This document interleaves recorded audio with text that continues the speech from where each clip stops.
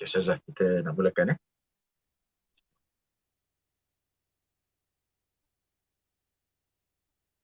Assalamualaikum warahmatullahi wabarakatuh. Alhamdulillah, alhamdulillahi rabbil alamin. Assalatu wassalamu ala asyrafil anbiya'i wal mursalin, Sayyidina Muhammad wa ala alihi wa sahbihi ajma'in. Alhamdulillah, sedang penonton rahmati Allah Subhanahu wa taala, bersama dengan kita di dalam rancangan kuliah duha interaktif, yang mana pada hari ini kita akan bersama dengan Ustazah Dr. Sakinah Sabtu, yang mana tajuk kita pada hari ini adalah bersangkutan tentang batas-batas Allah daripada hadis yang ke-30, insya-Allah. Jadi dengan itu tanpa saya melengahkan masa, saya mengundang Al-Fadilah Ustazah Dr. Sakinah Sabtu untuk menyampaikan kuliahnya. Fatafadhali mashkura.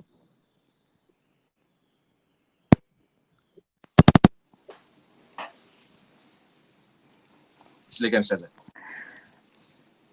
Bismillahirrahmanirrahim. Innal hamdalillah nahmaduhu wa nasta'inuhu wa nastaghfiruh wa na'udzu billahi min shururi anfusina wa min sayyiati a'malina. Man yahdihillahu fala mudhillalah wa man yudlilhu fala hadiyalah. Wa asyhadu an la ilaha illallah wahdahu la syarikalah wa asyhadu anna Muhammadan 'abduhu wa rasuluh, amma ba'd. Rabbi shrah li sadri wa yassir li amri wahlul 'uqdatam min lisani yafqahu qawli. Rabbi zidni ilma warzuqni fahma. Allahumma inna nas'aluka ilman nafi'a wa rizqan tayyiba wa amalan mutaqabbala. Assalamualaikum warahmatullahi wabarakatuh.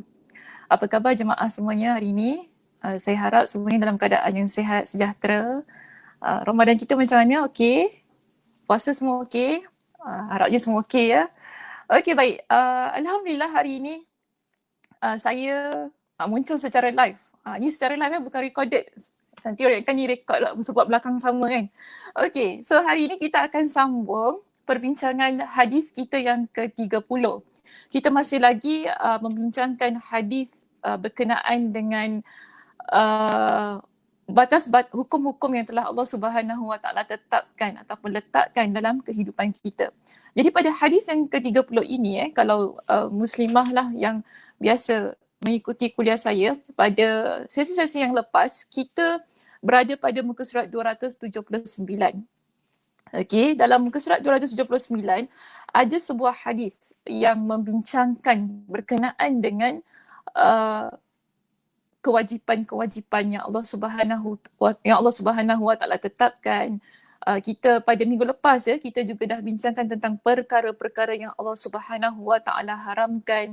Lalu bagaimana kita ni sebagai seorang hamba Allah perlu mengikuti jalan Allah yang lurus. Dan pada hari ini insya-Allah saya akan mengupas hadis ini secara ringkaslah untuk kita habiskan perbincangannya, untuk selesaikan perbincangannya, sebab saya rasa dah begitu agak lama kita pegang hadis yang ke-30 ini. Baik, jadi hari ini kita akan masuk kepada sedikit berkenaan dengan batas-batas yang telah Allah Subhanahu Wa Taala tetapkan. Kalau dalam hadis kita dapati perkataannya ialah wahadda hududan fala ta'taduha.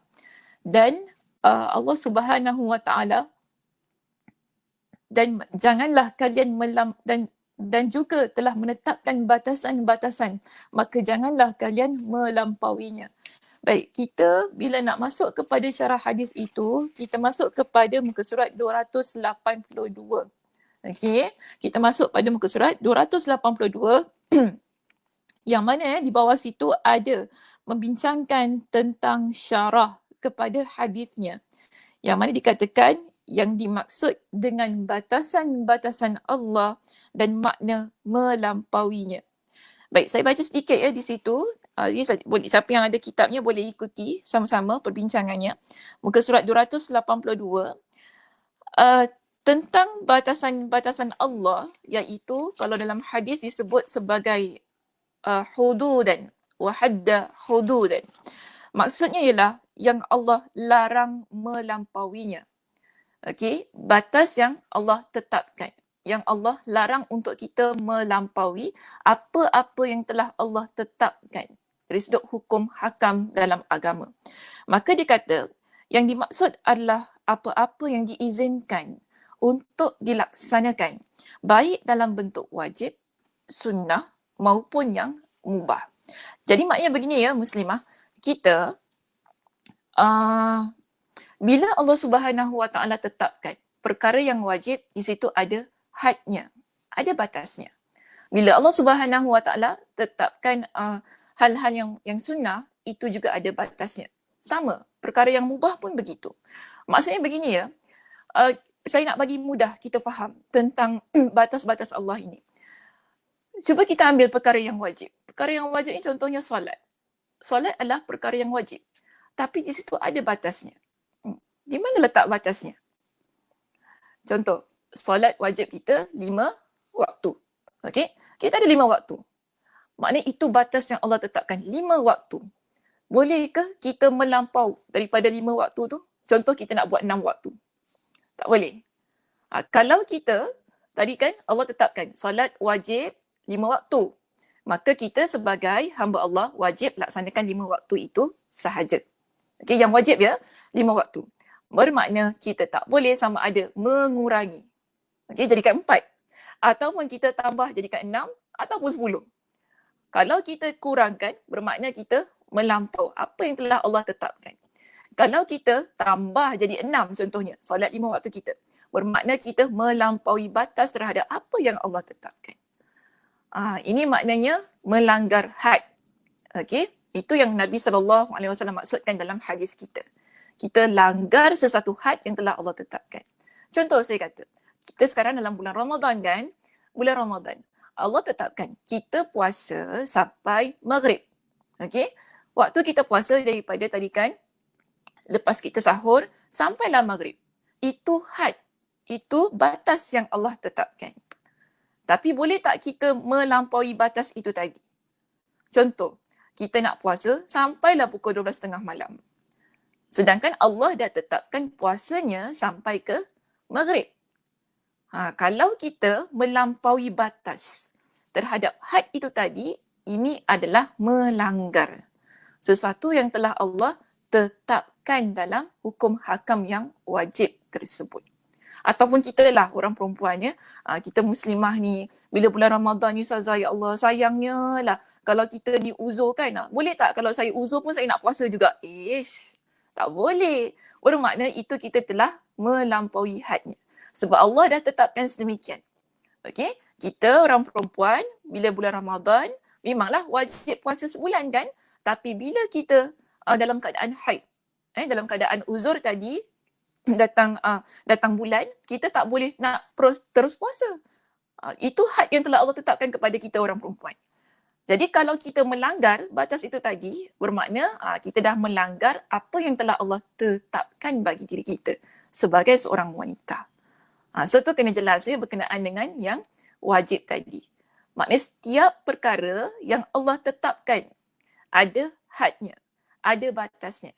Okey, yang wajib ada batasnya.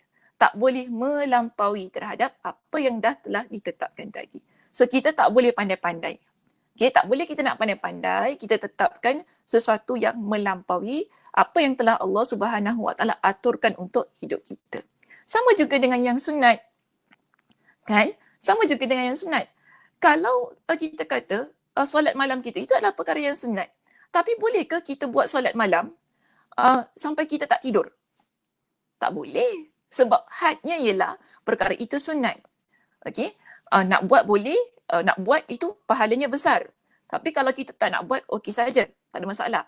Namun kalau kita nak buat perkara yang sunat tu tadi, tak boleh sampai kita melampaui batas terhadap apa yang telah ditetapkan. Maknanya kena tidur. Sebab ingat tak hadis yang berkenaan dengan 3 orang yang datang berjumpa dengan isteri-isteri Nabi SAW. Cantik muslimat hadis tu.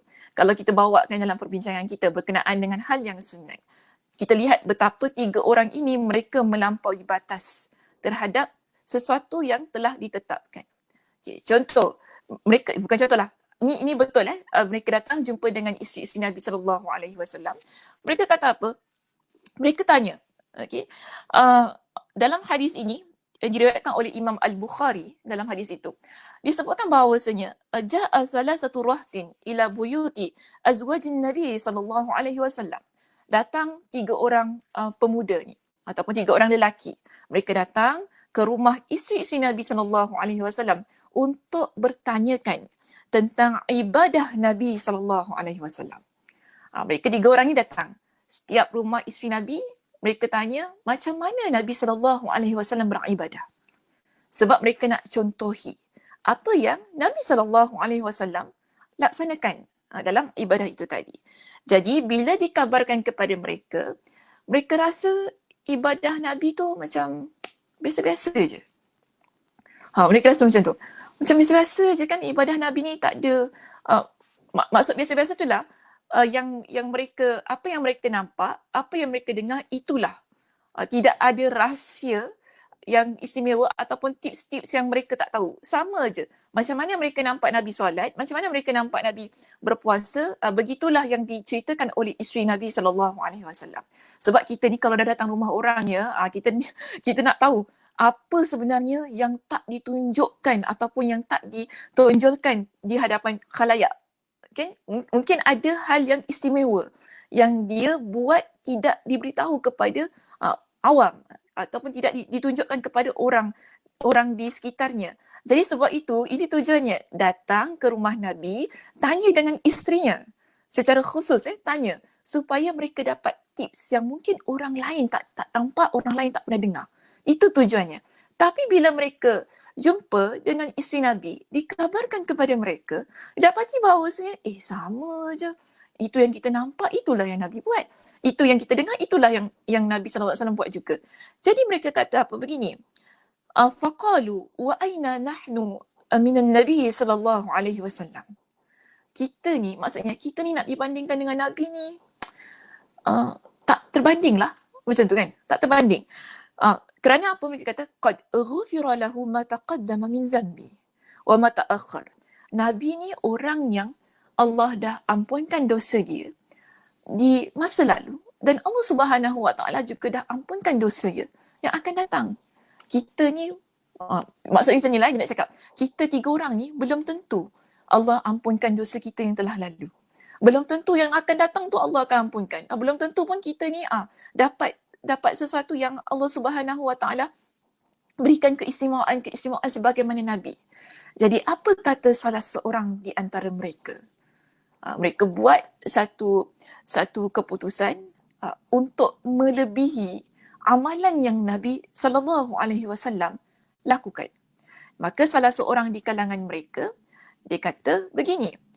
Qala ahaduhum amma ana fa inni usalli al-lail abadan.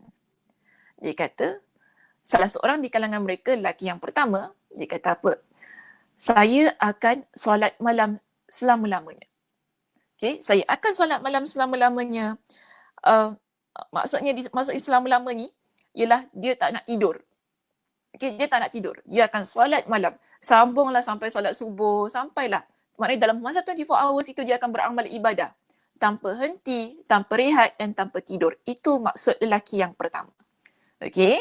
Kemudian lelaki yang kedua kata, dia nak solat malam sepanjangnya, tak nak tidur. Okey, saya nak buat amal ibadah yang dia tak buat pula. Iaitu yang lelaki kedua kata, ana asumud dahr. Saya akan puasa setahun. Okey. Wala uftir. Puasa setahun tu, bagi kita puasa setahun tu macam okey lagi kan. Tapi ada satu lagi ungkapan kata yang disebutkan, dan saya tidak mahu berbuka puasa. Agak-agak macam mana kita ni? Kita sebulan ni kalau tak berbuka puasa agak okey tak? Hari ni kalau tak buka puasa okey tak Muslimat? Ke tak okey? Susah jugalah kan? Sekarang ni kata, saya nak puasa setahun. Dalam masa setahun itu, saya tak nak berbuka puasa. Maknanya tak makan tak minum tu. Dia tidak mahu makan dan minum selama setahun. Bukankah itu memudaratkan diri dia? Adakah agama kita mengajarkan dengan hal yang sedemikian? Sedangkan Allah Subhanahu Wa Taala telah menetapkan hadnya. Bila kita berpuasa kan, kita kena berbuka. Tak boleh kita puasa sampai kita ni memudaratkan diri kita. Hatta kalau kita tak mampu untuk berpuasa, ada kelonggaran yang Allah berikan kepada kita. Boleh membatalkan puasa kita dalam keadaan yang tak mampu berpuasa. Kan? So di situ, kita dapati orang ini, dia nak berpuasa dalam keadaan tak nak makan dan minum tersebut.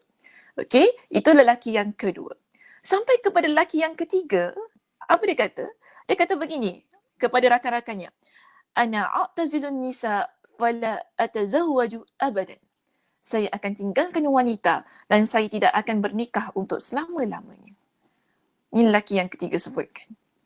Nabi SAW mendengar ucapan-ucapan mereka. Lalu Nabi SAW datang dan Nabi SAW kata apa kepada mereka? Antumul ladzina qultum kadza wa kadza. Adakah kalian yang mengatakan begini dan begitu? Nabi tanya. Kalian ke yang kata tidak mahu, kalian ke yang kata bahawasanya saya akan solat malam dan untuk selama-lamanya tanpa tidur? Adakah kalian yang mengatakan bahawasanya kalian akan berpuasa selama setahun dan tidak mahu berbuka puasa? Kaliankah yang mengatakan bahawasanya kalian ini antara kalian yang tidak mahu bernikah untuk selama-lamanya meninggalkan wanita-wanita? Lalu apa kata Nabi kepada mereka? Ama wallahi inni akhsyakum lillah wa atqakum lah.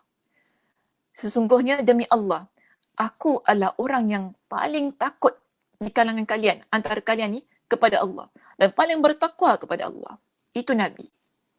Nabi adalah orang yang paling bertakwa, paling takut kepada Allah Subhanahu Wa Taala. Tapi Nabi kata apa kepada mereka? Lakinni asum. Tapi aku berpuasa. Wa uftir. Aku berpuasa. Aku berbuka puasa. Nabi SAW kata kepada mereka bertiga, aku adalah orang yang berpuasa, tetapi aku adalah juga orang yang berbuka puasa. Wa usalli wa arkudu wa usalli wa arkud. Aku adalah orang yang solat. Solat malam Nabi, Masya Allah Tabarakallah ya. Masya Allah Tabarakallah. Disebutkan dalam sebuah riwayat sampai bengkak-bengkak kaki Nabi. Tetapi Nabi kata kepada mereka, aku juga adalah orang yang tidur. Aku solat malam, tapi aku tidur. Okey? Dan terakhir Nabi kata kepada mereka, wa atazawwajun nisa. Dan aku juga adalah orang yang menikahi wanita. Maksudnya tidak meninggalkan wanita, ikut kepada fitrah yang Allah Subhanahu Wa Taala tetapkan bagi diri kita. Dan di akhirnya Nabi sebut, faman raghiba an sunnati falaysa minni. Siapa yang benci kepada sunnahku, maka dia bukan di kalangan aku. Dia bukan di kalangan umatku. Perkara yang penting ingin saya ambil daripada hadis ini. Hadis ini riwayat Imam Al-Bukhari ya, Muslimah. Dalam hadis ini yang saya nak ambil ialah berkenaan dengan betapa dalam agama kita, bila Allah Subhanahu Wa Taala tetapkan sesuatu, ada hadnya. Dan kita tak boleh melanggar, tak boleh melampaui had yang telah Allah Subhanahu Wa Taala tetapkan. Sebagaimana Nabi SAW, bila Nabi SAW baginda melaksanakan sesuatu yang Allah Subhanahu Wa Taala tetapkan, adakah baginda melanggar had-had itu? Sedangkan Nabi adalah orang yang paling bertakwa kepada Allah. Nak dibandingkan dengan kita ya. Nabi adalah orang yang paling takut kepada Allah. Nak dibandingkan dengan kita. Kan? Namun Nabi SAW masih lagi berada pada had yang Allah Subhanahu Wa Taala tetapkan. Contohnya dalam perkara sunnah itu tadi. Kan? Sunnah solat malam. Okay? Solat malam, adakah Nabi SAW solat tanpa tidur? Nabi tetap tidur. Maknanya ada rehatnya. Ada hak pada badan yang telah diperuntukkan. Okay? Nabi SAW juga puasa sunat. Kan? Tapi adakah Nabi menjadikan dirinya tidak berbuka puasa? Nabi tetap berbuka puasa. Tetap Nabi ikut kepada had yang telah Allah tetapkan. Maknanya puasa sampai waktunya begini. Itulah waktu yang kita ikut. Tak boleh kita melanggar dan kita melampau.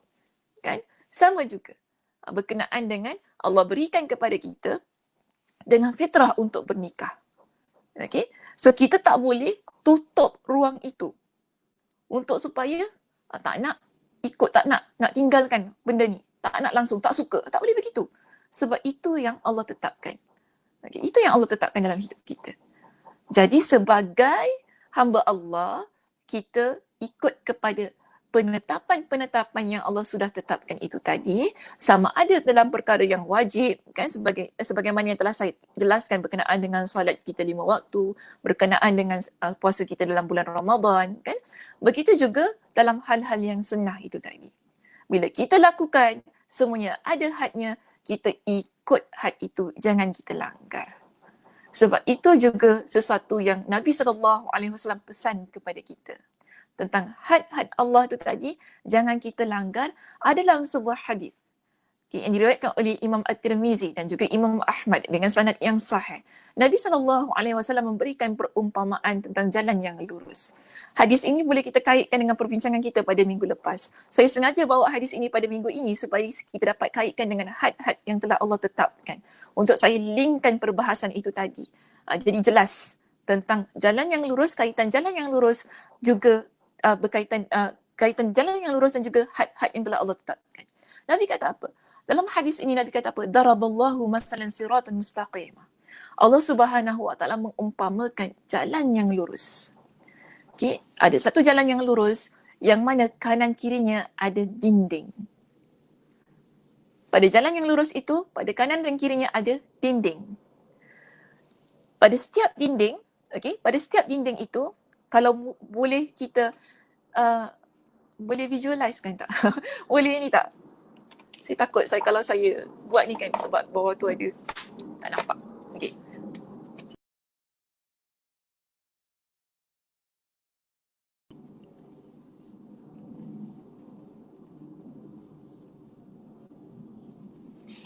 Okey, terima kasih Cik Syed. Baik, kita lihat gini. Nabi kata jalan yang lurus ni, okey, jalan yang lurus, kanan kiri ada dinding. Ada 2 dinding yang terdapat pada kanan dan kiri kita. Setiap dinding ini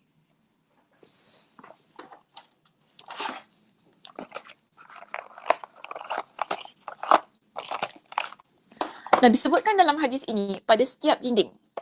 Okey, pada setiap dinding ini ada pintu-pintu.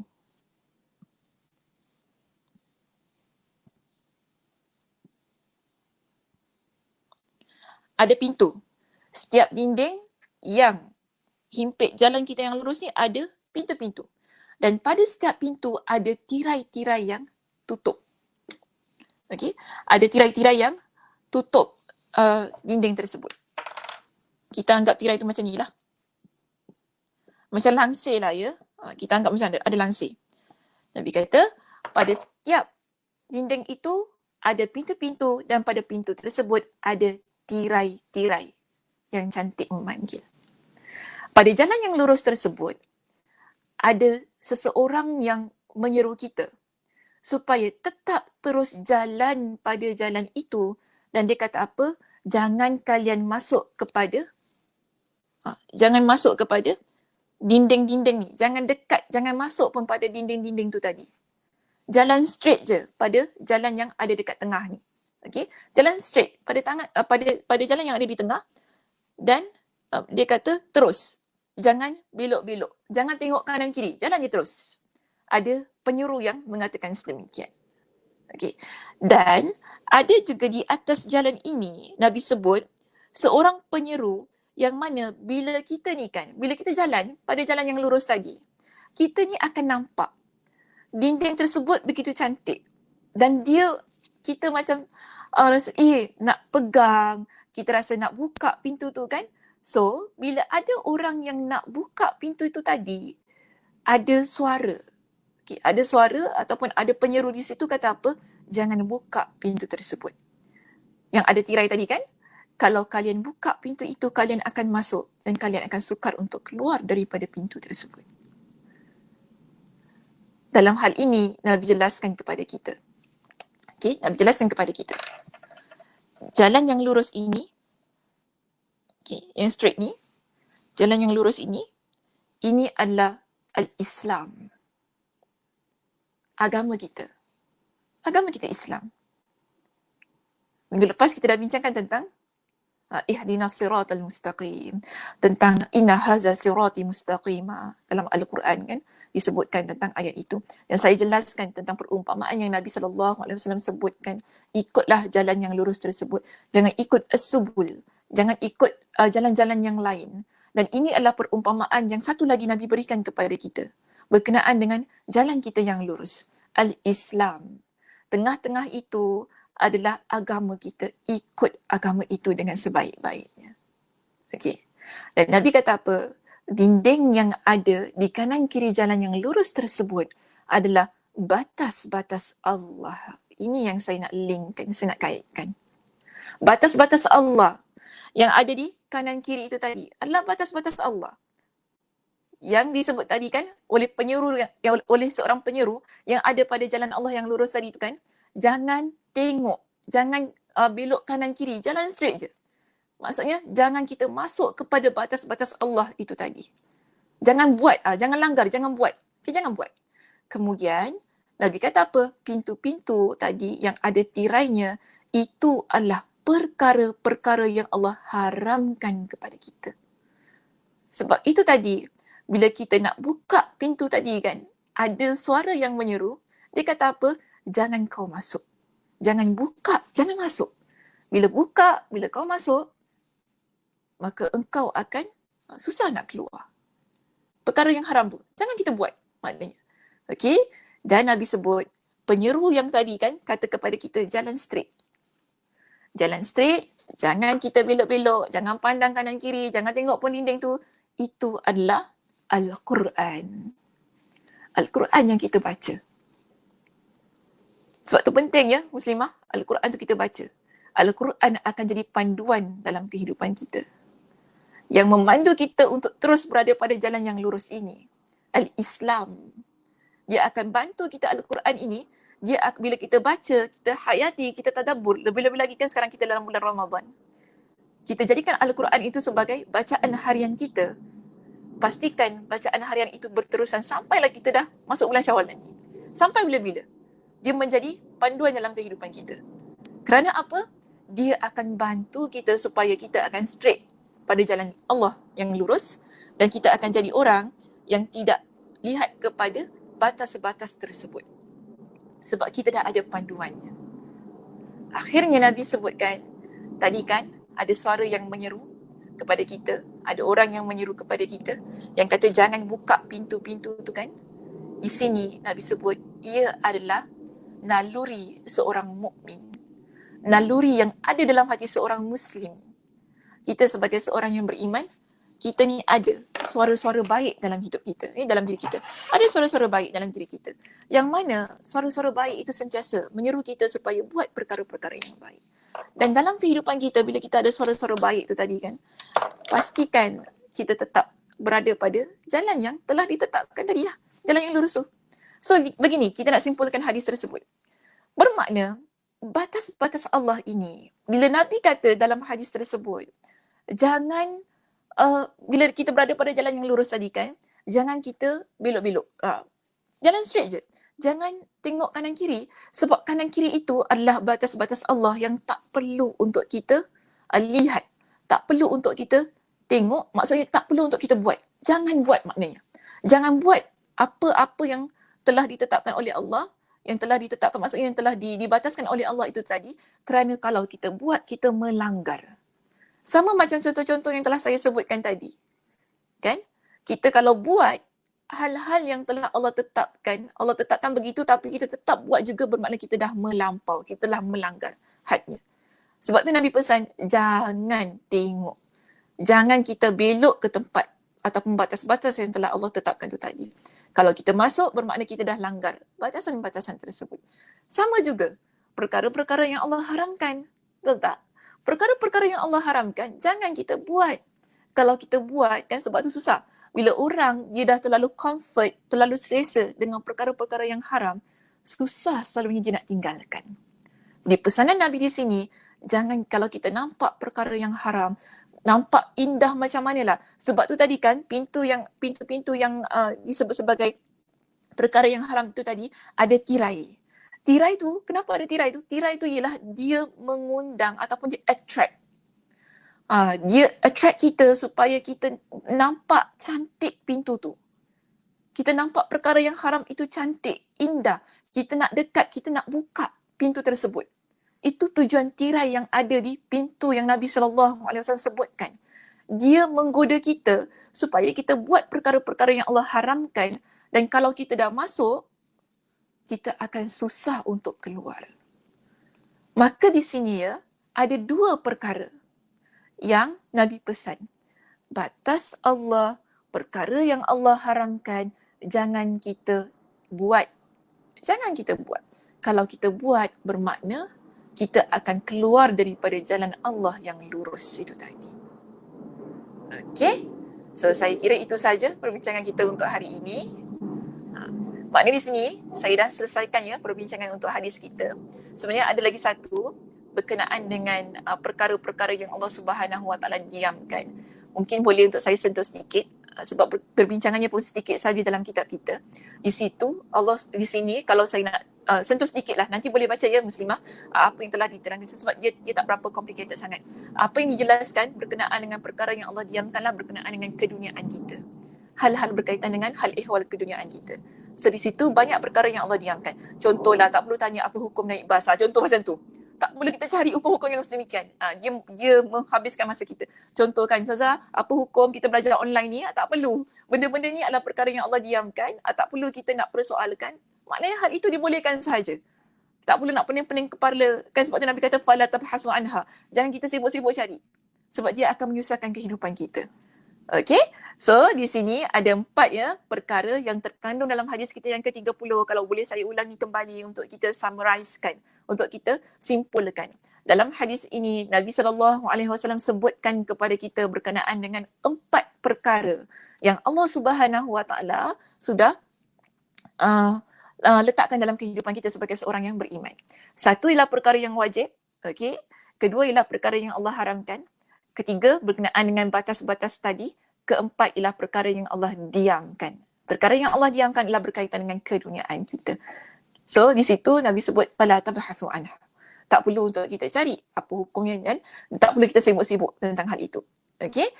Allahu a'lam bishawab. Itu saja. Mungkin kita boleh buka untuk sesi soal jawab jika sekiranya di sana ada apa-apa persoalan yang diajukan. Dipersilakan. Okey, alhamdulillah. Terima kasih Fadilah Ustazah Sakinah atas pencerahannya berkaitan tentang batas-batas Allah. Jadi kita memahami ada 4 perkara ya, jangan lupa tu berkenaan tentang perkara-perkara yang wajib, yang haram dan batas-batas yang dikongsikan oleh Ustazah Sakinah, dan akhir sekali perkara-perkara yang Allah diamkan. Jangan tanya pula, Ustaz moderator dengan Ustazah Sakinah ni berdua ni dalam online ni macam mana ni?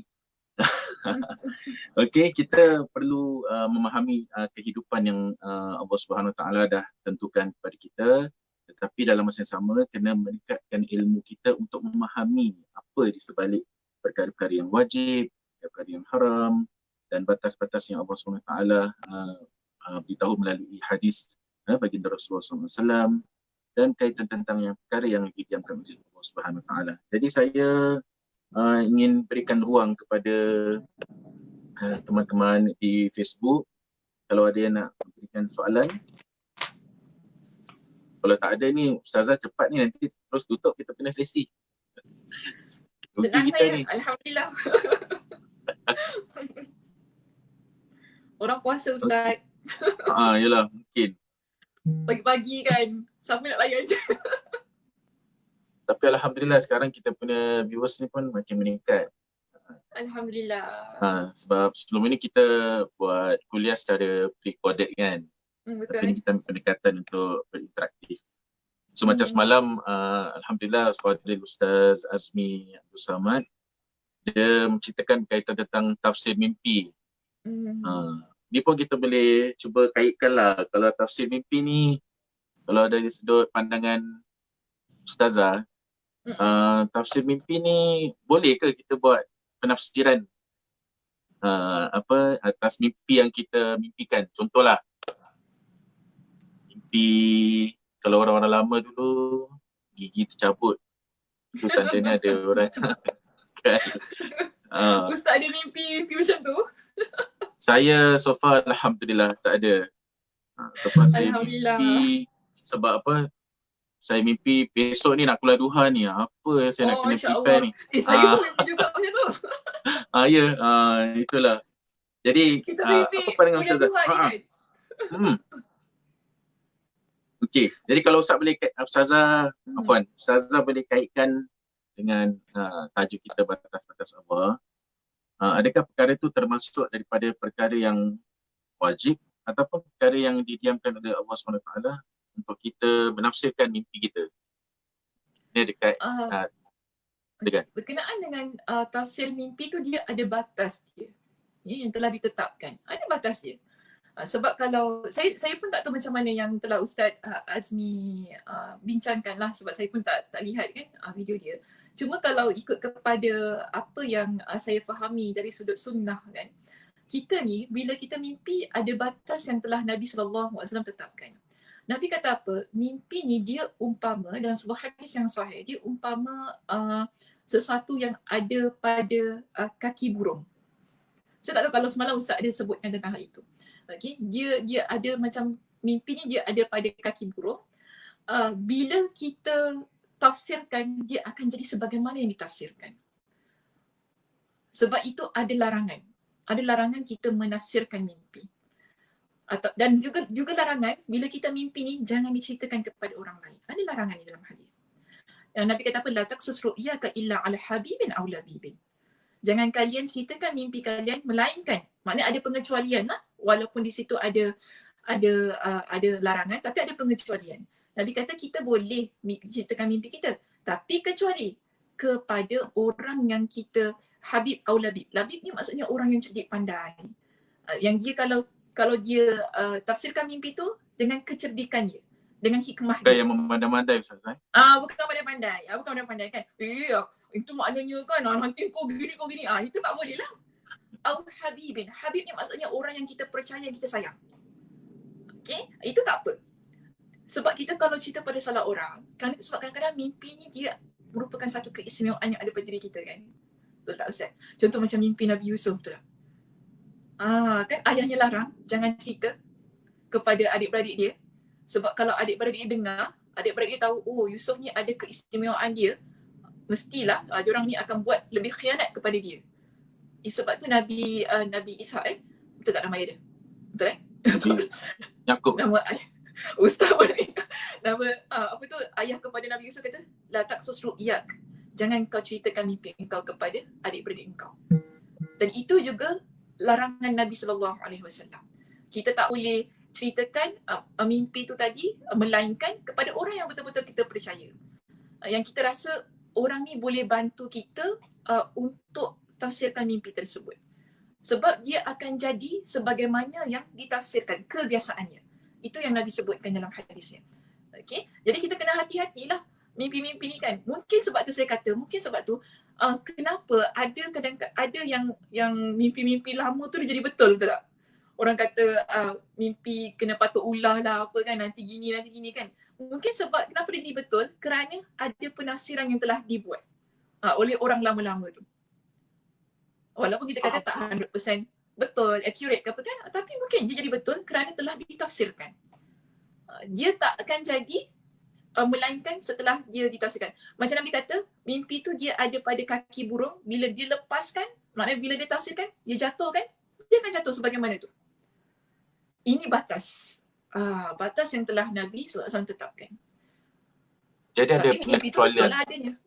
Ada pengecualian kalau seandainya dia rasa Ustazah, kalau saya tak cerita mimpi saya ni, saya rasa macam gelisah lah. Saya nak kena someone yang saya boleh mengadu.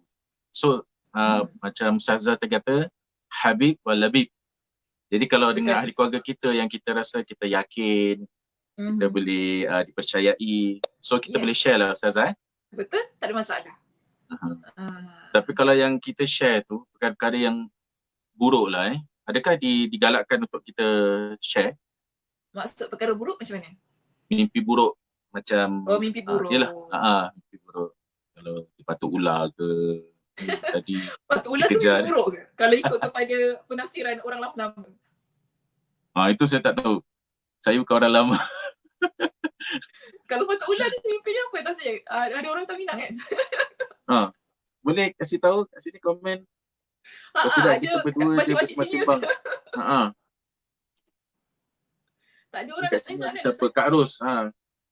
Kak Ros, batu ular tu apa dia punya istilah dia? Apa tafsiran dia? Orang-orang lama. Sebabnya apa komen kita ni macam klik-klik aja. Semua beri salam aja Ustazah kepada Ustazah. Waalaikumsalam warahmatullahi. Ah. Maknanya jelas sungguh saya punya kuliah tadi tu. Tak ada orang nak tanya. Yelah. Tak ada kepikiran dah semua. Oh jelas terang. Sudah terang lagi bersuluh. Tak perlu tanya. Fala tabhasu anha. Ustazah tadi siapkan apa ni gambaran dinding-dinding. Diorang suka visualize lah agaknya. Yelah kalau cakap-cakap tu nanti orang tak nampak, orang tak boleh nak gambarkan macam mana kan. Jadi nanti salah tafsir pula Ustazah. Salah tafsir pula dinding apa pula tu kan. Okay. Tak apalah, kita keluarkan komen-komen yang tunjukkanlah. Okay lah, Ima, Yuzima, salam. Pak Aman ni memang selalu ni kasih Facebook ni masuk. Nurzah Musa, Assalamualaikum Ustazah. Assalamualaikum warahmatullahi. Kak Rusia kita. Ya, Waalaikumsalam warahmatullahi. Semua orang beri salam ni letih nak jawab tu. Tak ada soalan. Ada. Ada. Hamidah Johari kata patuk ular tu ada orang nak datang meminang. Betul lah saya cakap tadi. Ustaz ni pun. Okay. Betul lah nak patuk ular. Ada 2 orang dah cakap dah tu. Sama. InsyaAllah. Patuk ular. Kata orang lama ada nak datang minang. Maknanya tu mimpi baik ke mimpi tak baik tu? Kalau yang meminang tu orang soleh okey kot. Entah kalau tiba-tiba malam on mana datang. Tapi sekarang ni kalau Ustazah baca artikel lah yang mana Minister Masa Agus ada keluarkan berkenaan tentang nikah online. Ada yang mimpi nikah online tak? Nikah online tu macam mana nak mimpi ya? Saya tak ada mimpi nikah online. Calon pun tak ada ustaz kalau nak mimpi nikah online. Tok kali ada dah ni. Calon je tak ada. Boleh langsung je Yang online tinggal lagi berapa ini je. Orang-orang penting. Sekarang ada lagi soalan. Tapi kita memang nak ni ke? Nak nikah online ke? Tak ada lah kan? Tak tahu lah masih itu dalam belum, perbincangan lah kan? Itu belum pasti. Diserahkan pada pihak penguasa. Okey, Norma, alhamdulillah jelas dan mudah difahami. Tadi baguslah Ustazah boleh tunjukkan contoh kan? Ya. Dinding-dinding tersebut. Sebab yang saya ingat yang kemarin saya punya video tu dia tertutup kan yang bawah dia. Oh ya? Tengok tak? Saya ada lukis juga. Saya draw. Tapi bila letak masjid punya banner tu kan, dia tertutup saya punya buat ni. Tapi saya perasan juga. Cuma saya tak perasan dia keluar, dia tengok sebahagiannya sajalah, tak penuh. Tapi tak apalah, dia sikit je tutup. Aisyah Toha, salam. Biasanya ada orang datang minum kalau ni, ya Allah. Ini tafsiran orang dulu. Yalah. Ya, Assalamualaikum warahmatullahi. Selamat pagi. Cuma hari ni tak ada boleh mengopi lah. Okey lah Ustazah, saya rasa mereka dah faham seperti mana Ustazah cakap. Diorang dah jelas, tidak ada persoalan. Jadi insyaAllah untuk makluman sidang penonton yang dirahmati Allah SWT, nanti pada masa akan datang kuliah duha kita akan berlangsung seperti inilah, secara interaktif. Kita bukan so kalau ada apa-apa soalan boleh diajukan lah. Yes, kalau boleh siap-siap dululah soalan-soalan tu Jadi Ustazah, kalau macam akan datang, tajuk apa ya? Kita akan masuk kepada hadis yang ke-31 berkaitan dengan keutamaan zuhud. Keutamaan zuhud, okey. Yes. Baik. Jadi pelajar-pelajar sekalian, jangan lupa tajuk yang akan datang berkaitan tentang keutamaan zuhud. Siapa yang ada buku tu, bukalah lembaran tu, Baca baca. dulu. Kalau ada yang tak Revise. faham, inilah opportunity kita untuk tanya dengan Ustazah. Boleh, insyaAllah. Okey, Kias Gelam pun dia kata Alhamdulillah jelas sangat Ustazah. Jazakillahu khairan Ustazah. Ini kita punya jemaah kita ni. Kenal tak Ustaz? Yang mana satu Yang mana satu? Nak kena draw. Saya nak tunjuk gambar pun tak boleh. Anak yang tinggi-tinggi. No. Yang tinggi-tinggi. Dia paling saya tinggi. Nak kena tengok dia punya. Dia paling tinggi. Mungkin saya nak kena tengok dia punya Facebook. Salulah kuliah saya. Nurzah. Kuliah Ustazah Hasidah pun dia datang juga. Namanya apa? Nur apa? Sila Nur. Tulis namanya di situ. Kias Gelam. Boleh ada reveal anda punya profile? Dia yang handle WhatsApp group saya ni. Untuk kuliah saya. Jadi Ustazah cek tak yang antara viewers ni semua pelajar Ustazah join tak? Tak Saya tak tengok pula viewers tu. Cek. Boleh nampak ke? Siapa yang view? Kalau boleh tahu ke view? Bila dia lepas masuk Facebook kan? mungkin boleh tengok kot. Taklah, mana ada. Kita boleh tengok berapa orang je view. Kalau komen lah, kalau dia komen. Yes, kalau komen nampak lah. Ni macam ni kalau komen tu ramai antaranya student dalam kuliah kita lah. Student daripada Masjid Asy-Syafa'ah tu Nurul Atika. Assalamualaikum Sasa. Daripada masjid lain pun datang juga. Terima kasih Atika masuk ke Masjid Asyakirin. Daripada Masjid Asy-Syafa'ah. Tak jauh tu, Asya je. Asya sebut Asya. Kias Norilia.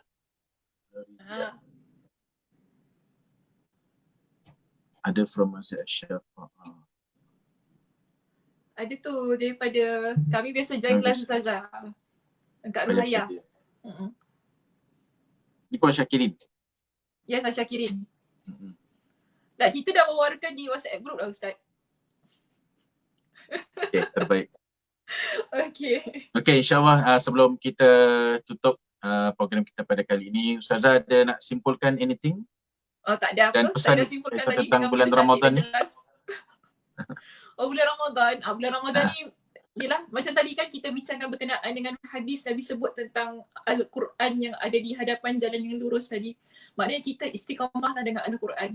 Satu kitab yang bagi saya amat penting dan tak boleh ditinggalkan, lebih-lebih lagi dalam bulan Ramadan ni.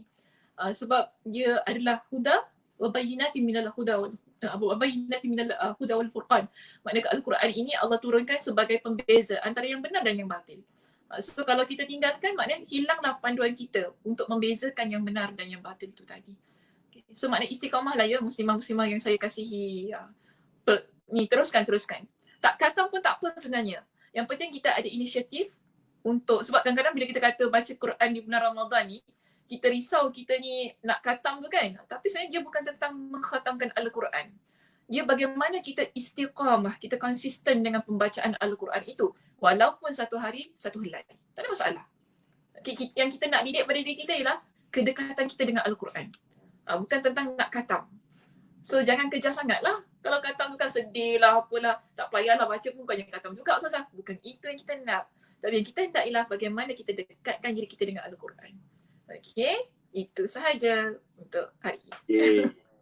Terima kasih Ustazah Dr. Sakinah Sabtu atas masanya untuk bersama dengan jemaah Masjid Syakirin dan juga jemaah masjid-masjid yang lain. InsyaAllah.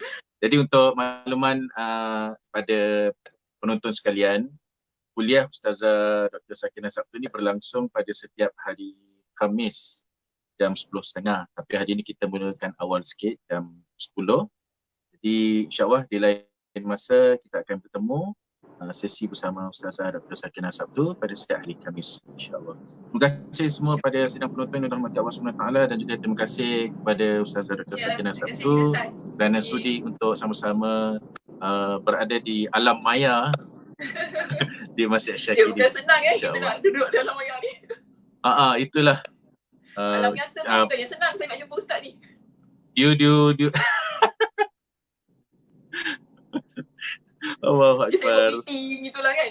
Ah, itulah. Tapi kata orang tu bila dah masjid ni ditutup kan, bila work Yalah. from home ni boleh Semua tahan. lebih mudah kot. Itulah. InsyaAllah. Okey Ustazah, terima Okey. kasih. Hingga Ya, kita jumpa lagi. Sekian, insya-Allah. wabillahi taufiq wal hidayah, wabiridha wal inayah. Wassalamualaikum warahmatullahi wabarakatuh.